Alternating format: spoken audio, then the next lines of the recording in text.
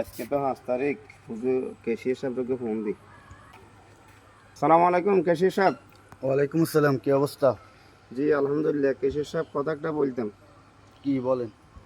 আজকে তো 5 তারিখ, ওই বাড়িতেও একটু ভাড়া লাগে, বুঝলেন তো আমরা কটে বেতন নাই। এখন মাস শেষের পরে তো ফ্যামিলি বাচ্চাগুলো একটু ইয়ে করে, বুঝেন না।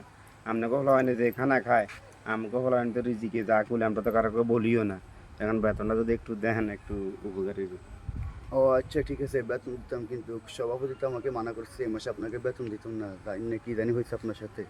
কেন, আমার অপরাধ কি? এই কিসের সব আপনি তুলে ওনাকে জিজ্ঞেস না, মসজিদে আসেন, একসাথে আমরা কথা বলি। আমার অপরাধ যদি হয় তাহলে আমি ওনার সাথে কথা বলে আপনার সম্মুখে বলি কি অপরাধ করছি ওনার সাথে। আমার জানার সাথে আমি কোনো অপরাধ করিনি। আচ্ছা ঠিক আছে, আমি ওনাকে কল দিতেছি, তারপর আমরা মসজিদে একসাথে বসবো।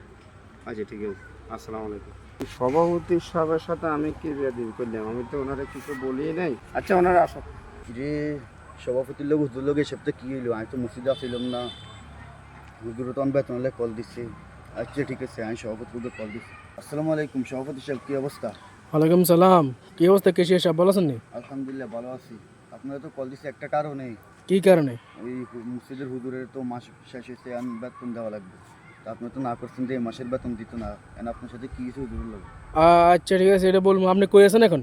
আমি মসজিদের পাশে আছি একবার। আচ্ছা আপনি থাকেন, একসাথে নামাজ পড়বো, ঠিক আছে? আচ্ছা ঠিক আছে, আচ্ছা আমি যাই তাহলে। আচ্ছা। আমার বিরুদ্ধে কথা বলে এত বড় হেড হয়ে গেছে তার না, দিউম বালা করে বেতন দিউম যে। আসসালামু আলাইকুম। ওয়ালাইকুম আসসালাম, কি অবস্থা সভাপতি সাহেব? এই তো আলহামদুলিল্লাহ। কি অবস্থা তোমার? আলহামদুলিল্লাহ ভালো আছি। তো ওই সপ্তাহ আপনার লগে হুজুর লগে কি হয়েছে? আপনার দিন বলছেন হুজুরের বেতন দিতাম না। সমস্যা হয়েছে, ঠিক আছে। হেমে আমার সাথে বয়ান করে, ঠিক আছে, বয়ান অনেক অনেক সুন্দর সুন্দর বয়ান করছে এটা আমার। কিন্তু মেয়ে বয়ানের ভিতরে সুদের সুদের বিষয়ে আলোচনা করছে করি। হেমে আবার আদিকে আঙুল দিয়ে আদিকে রেনি কয় মসজিদের মুসলিম এখন আদিকে রেনি দিছে। এটা কাহিনীটি আমি বুঝলাম না। একজন ইমাম তো তার দায়িত্ব যে সমাজের মধ্যে সুদ যা চলবে সব কিছু সে মেনে এগুলো মানুষকে নসিহত করতে হবে। আচ্ছা আমি যাই না, ওই যে সব বাদ আর হুজুরে রাখেন। আচ্ছা হুজুরের কথা আছে। আচ্ছা ঠিক আছে, আমি হুজুর ডাকি। আসসালামু আলাইকুম হুজুর, কি কেশিয়া সাহেব? ভালো আছেন? জি। ওই সভাপতি সাহেব আসছে, একটু আসলে দিন। আচ্ছা আসো আসো। আচ্ছা ঠিক আছে। আমাদেরও সময় যেতে আছে। আসো। সালাম আলাইকুম। ওয়ালাইকুম সালাম। সভাপতি সাহেব ভালো আছেন? আনার ভালো রাখছেন? তা আমি কি করলাম আপনারে? আপনি মসজিদে খোদবাদার বয়ান দেন, বয়ানের মধ্যে আপনি সুদূর বিষয়ে আলাপ আলোচনা করেন। সুদূর বিষয়ে আলাপ আলোচনা করেন, ঠিক আছে, না দিকে আঙুল দিয়ে দেন কি? সভাপতি সাহেব, আমি আমাদের প্রত্যেক জুমায় বা একটা সিরিয়াল মোতাবেক আসে, ঠিক আছে নি? এক খুতবা কোনো ওয়াজ করা লাগবে, সিরিয়াল মোতাবেক আসে। আমি এখানে কারো কোনো নাম ধরে নি। এখানে যদি সিরিয়ালে আপনার নাম, আপনার যে কী খান না খান আমি তো জানি না, সেসব কথা বোঝার জন্য বলি। এখানে অনেক সুদ খানা গোষ্ঠী আমি কি জানি নাকি, আমার জানানোর দরকার নেই। কিন্তু আমাদের দায়িত্ব হলো আমরা এগুলো নিয়ে আলোচনা করা আপনাদের ভিতরে। আপনারা এগুলো যারা বুঝেন, জ্ঞানে আল্লাহ আপনাদেরকে হেদায়েত নসিব করুক, আপনারা বুঝিয়ে আপনারা এগুলো ছেড়ে দিবেন। এখন আপনি আমার বেতন বন্ধ করতে নিষেধ করছেন, আমি তো আপনাকে কিছু বলি নাই। আপনি বেতন এগুলো বাদ, আপনি আমার দিকে আঙুল দিলেন কেন? আমি সভাপতি সাহেব, আমি আপনার দিকে আঙ্গুল তুলি নাই। বলছেন বলছেন ঠিক আছে, আঙুল তুলি বলছেন, আবার সব মুসলিম সবাই আমার দিকে তাকিয়ে দিচ্ছে। আমি আপনার দিকে আঙ্গুল তুলি না, আমি সবাইকে বলছি, সকল মুসল্লিরা আমার দিকে ছিল। আমি বলতেছি বিশেষ সাহেব, আমরা যদি এখানে এখন বক্তব্য দেন আপনি সবার দিকে তাকাবেন না? তো এখন কি ওনার গায়ে পড়ে নাকি? শোনেন, আপনি যেটা মনে করতেছেন সভাপতি সাহেব, সোরের মনে সবসময় পুলিশ পুলিশ করে। আপনি এগুলো, আমি এখন যা শুনছি ভালো হয়েছে, আপনি এগুলো কেন খান? আর শোনেন, মাইন্ড করেন না, আপনাদের মতো কিছু সভাপতি এই সুদ খুলসারি এবং ওই যে কিছু বেনামাজি সভাপতি বানায়, ওই যে কিছু মানুষের হক মারে সভাপতি, বিভিন্ন রকম এসব সভাপতির কারণে মসজিদের বর্তমানে দিন দিন এই বদনাম হচ্ছে। আচ্ছা ঠিক আছে, আপনি মসজিদে বয়ান করবেন, ঠিক আছে, আর কোনো সময় আপনি সুদ নিয়ে আলাপ আলোচনা করতে পারতেন না। একটা কথা কই দিলাম। এটা কেমন কথা হইলো? আমি সুদের বিষয়ে ওয়াজ করতে পারবো না মানে আমি কি আপনার ভয়ে বলবো না?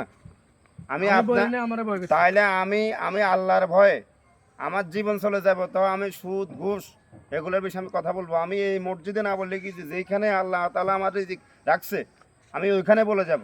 এটা কি কবরস্থান? শুধু এক্সাম্পল দেখে আপনাকে। আপনার হাতে কি মোবাইল? এই মোবাইলটা আছে না, 10 সেকেন্ডে আপনি ভিডিও কল দিলে আপনার আত্মীয় স্বজন, ভাই বন্ধু বা বা আপনার আত্মীয় স্বজন যারা আছে বিদেশে, হাজার হাজার কোটি মাইল দূরে, ওদের সাথে কথা বলতে পারেন মোবাইলে। কিন্তু আপনার ঘরের পাশে এই কবরস্থান, এই কবরস্থানে ওনারা কি অবস্থা আছে আপনি জানেন? না। না জানলে কেন আপনি সুদ নিয়ে পড়ে থাকবেন? কেন আপনি ঘুষ নিয়ে পড়ে থাকবেন? আপনি এই কবরে শুইতে হবে না? আপনি কি জেলখানায় যখন আপনি যাবেন আপনার আত্মীয় স্বজন আপনাকে ফুলে ইয়ে করে উকিল ধরে আপনাকে নিয়ে আসবে, এখান থেকে আসতে পারবেন আপনারা? আপনাদেরকে কিছু বললে আমরা বললে আপনার আমার চাকরি নাই, হুজুর আপনার চাকরি শেষ, আপনারা ঘুষ খান, আপনারা ঘুষের বিরুদ্ধে কথা বলেন, আপনি সুদের বিরুদ্ধে কথা বলেন, আপনারা এই ধরনের কী পাইছেন? কে আমাদের কি তামাশা মনে করেন? আমরা কি আমাদের বাবার দিনে কথা বলি? আমরা এগুলো আল্লাহর কোরআন থেকে কথাগুলো বলা হচ্ছে, আল্লাহ বলেই দিয়েছেন আমরা এগুলো বলতে হবে। কিন্তু আপনারা এই মসজিদের মধ্যে আপনার মতো কিছু সভাপতির কারণে আজকে অনেক মসজিদের মধ্যে হাঙ্গামা, হুজুর পাল্টায়, এই মর্জন পাল্টায়, শুধু আপনাদের কারণে। ভাই আমি চাকরি করব না, এখানে যে লোকে আসে যারা সত্যিকারে কথা বলবে ওনারা সুদ ঘুষ সবাই বলতে হবে সিরিয়ালে, কথা ক্লিয়ার? আচ্ছা সভাপতি সাহেব শুনেন, হুজুর যেটি কইছে এটি কিন্তু খাঁচায়, আমি সুদ ঘুষ এটি ছাড়ি দেন, কারণ একদিন আনের মূর্তি এই হুজুরা চলি গেলে আর হান যাইতো না হুজুর, কারণ বর্তমানে হুজুরা অনেক কষ্টের।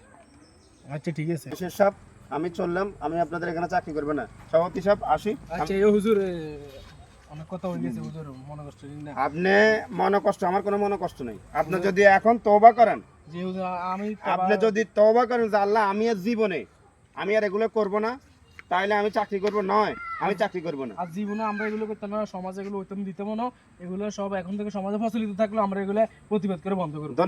ধন্যবাদ আপনার কথা, আল্লাহ তাআলা আপনাকে হেদায়েত করুক, ধন্যবাদ। তবে আমি সবাই সমাজের প্রতি একটা কথা বলি, মসজিদের যে সকল সভাপতি, সেক্রেটারি, ক্যাশিয়ার রয়েছেন, অন্তর নামাজ, মসজিদের ইমাম, মর্জেন, ওনারা কি করে ওনাদের দিকে তাকাত দিবেন। ওনারা যদি কথা বলে আপনাদের গায়ে লাগলো কোনো কথা বলবেন না, এটা আপনার ভালোর জন্য বলতেছে।